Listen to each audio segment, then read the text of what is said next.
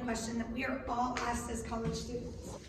Most of the time it starts with an introduce yourself, where are you from, list a fun fact. But how are you supposed to know how you're going to do in a class where all you do is group work? Or all you're doing is working on a team and working with other people?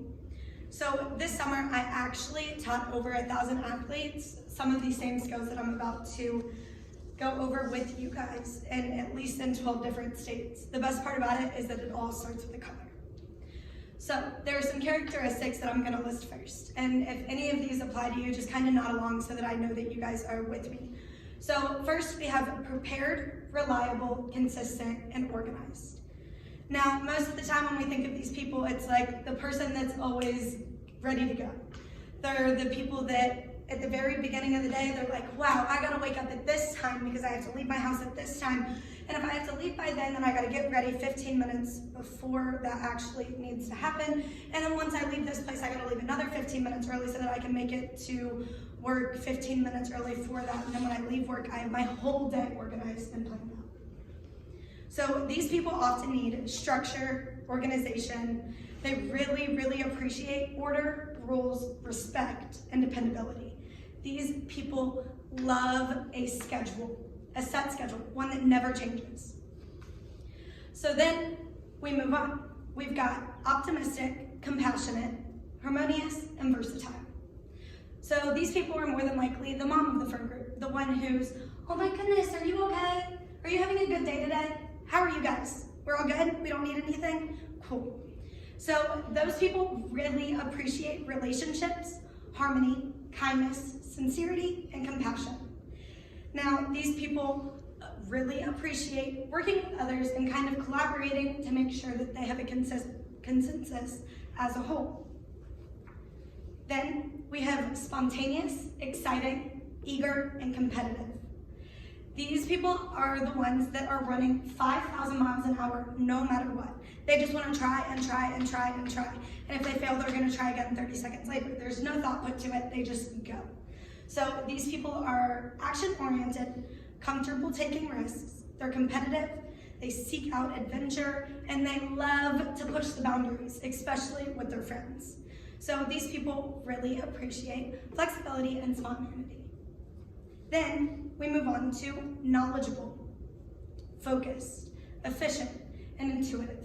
So these people are innovative thinkers. They're the problem solvers.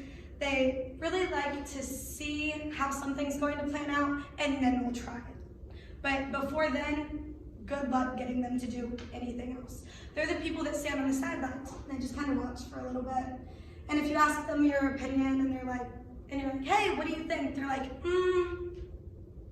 and they just watch it, just for a second. And then once their brain sparks and they have an idea, most of the time, it's a really, really good one. So those are our greens. Before that, our exciting people, the ones that are always going, those are our oranges. Then our blues, the mom of the friend group. And the first one that we mentioned, those are our golds, ones who have to have a schedule, no matter how dragging it is. So all of us work better with one type of person than the other. So personally, like, I would have to say I'm an orange, and if I see a green who's standing over here doing nothing, I'm probably like, oh my goodness, can't you guys just go? Can't you do something? I need you to do something. And then the golds are looking at me and they're like, holy moly, slow down. You're ahead of schedule, we need you to slow down, calm it. And then our blues are standing there in the back like, oh, please be nice. Please love each other, it's gonna be okay. And so with that, oftentimes in a group, you're gonna disagree with one another, or maybe you won't necessarily appreciate the way that somebody else works.